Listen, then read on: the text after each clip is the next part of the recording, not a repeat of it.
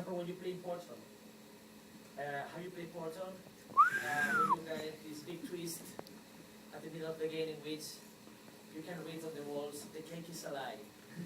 But that is one of the best twists I've experienced in my life. As not only as a gamer, but also as an audience.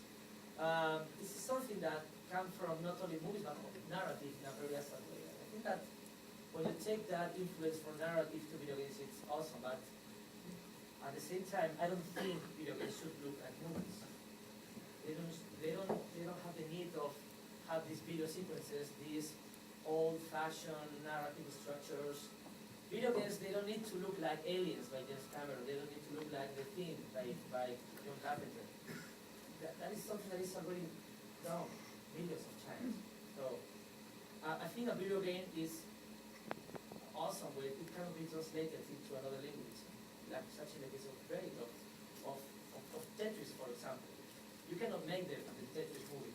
There actually is a video on YouTube of a Tetris movie. Oh, really? It's awesome. It's like guys flying Tetris pieces around like giant robot. But actually, you know, this is actually. Nick Cage is the movie. This is one of the dilemmas that game designers have, right? Because we're trying to mature in some way and doing more complex things. And an example that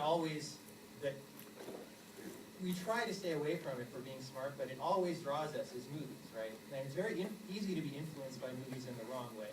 Yeah. And to try to adapt that story structure, or you mentioned the visuals, right? That's obvious, but to even try to take the kind of narrative that happens in movies and use it in a game, and most of the time I think it doesn't work right, because part of that is because we don't have all the tools that you guys have, and part of it is just, as Derek was saying to me before, right, what's supposed to be interesting about a video game is that you have choice, that you have some kind of agency. Yeah. And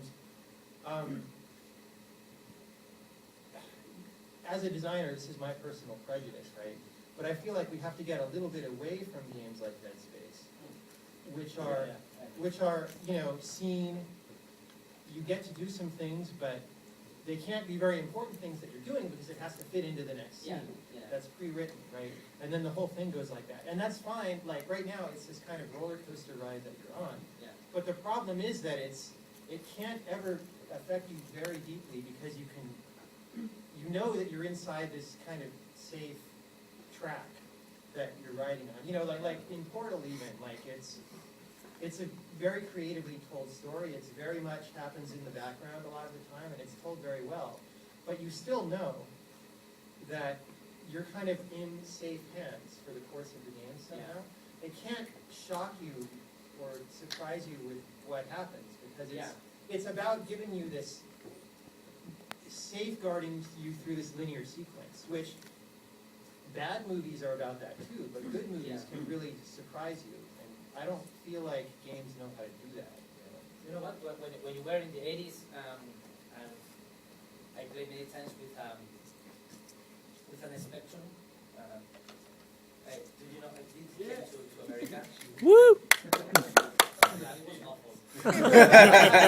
It was a hell on earth. Many times the video games they worked bad, and I remember playing some horrible game called The Way of Exploding Fist Part 2. And I remember feeling almost an existential situation.